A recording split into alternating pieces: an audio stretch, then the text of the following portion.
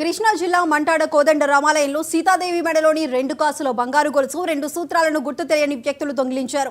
పూజా సామాగ్రి తోముతుండగా తలుపు తీసినట్టు అలికిడి వచ్చింది. ఏమిటని వెనక్కి చూడగా ఒక వ్యక్తి కంగారుగా బయటికి రావడంతో ప్రశ్నించినట్లు పూజారి దివి అంజనీ కుమార్ చెప్పారు. ఏమీ లేదు అంటూ అతడు వెళ్లిపోయాడు. అనుమానంతో లోపలికి వెళ్లి చూడగా గోదాదేవి మెడలోని 16 గ్రాముల గొలుసు సూత్రాలు కనిపించకపోవడంతో గ్రామస్తులకు తెలిపారని పూజారి అంజనీ కుమార్ వివరణ ఇచ్చారు.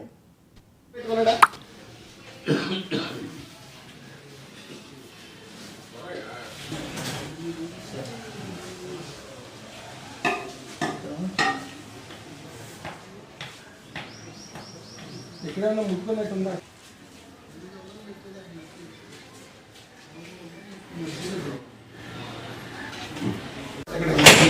పెట్టేస్తే అది శుభ్రంగా షాపింగ్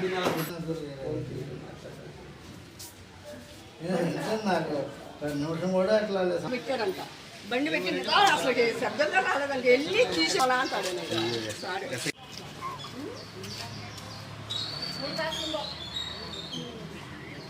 ఇక ఆ బంగారంతో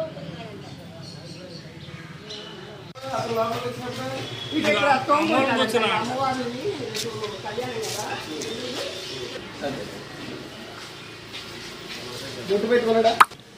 మంటాడ గ్రామంలో పౌడముక్కల మండలం మంటాడ గ్రామంలోని కోదండ రామాలయంలో ఈరోజు ఉదయం శ్రీరామనవమి సందర్భంగా ఉత్సవ విగ్రహాలని తిరుమంజన కార్యక్రమం జరుగుతుండగా నా తలుపు పక్కకు తీసినట్టుగా ఒక అలికిడి వచ్చింది. నేను విగ్రహాలు కడుగుతుండగా తోమేవాడిని లేచి నుంచి కడుగుదామని చెప్పి నుంచునేసరికల్లా ఒక అలికిడి అయింది. ఏమిటా అని చెప్పి చూస్తే ఒక వ్యక్తి నుంచుని ఉన్నాడు.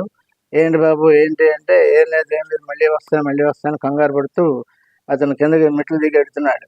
ఏ ఊరు ఏంటి అని చెప్పంటే పామర్రు అని చెప్పని అన్నాడు. అలా అంటుండగానే బండి స్టార్ట్ చేసుకుని వెళ్ళిపోయాడు. ఏంటో ఇట్లా కంగారు పడుతున్నాడు ఏంటి, భక్తులైతే కంగారు పడ్డు కదా అని చెప్పి నేను లోపలికి ఆలయంలోకి లోపల బయట చూసేసరికల్లా ఒక సుమారుగా 15 గ్రాముల 950 మిల్లీగ్రాముల బంగారు గోదాదేవి మెడలో ఉన్నటువంటి చైను సూత్రములు కూడా అవి కనపడలేదు. అందుకోసం వెంటనే మళ్ళీ నేను గ్రామస్తుల్ని వాళ్ళని కూడా పిలిచి చెప్పడం జరిగింది.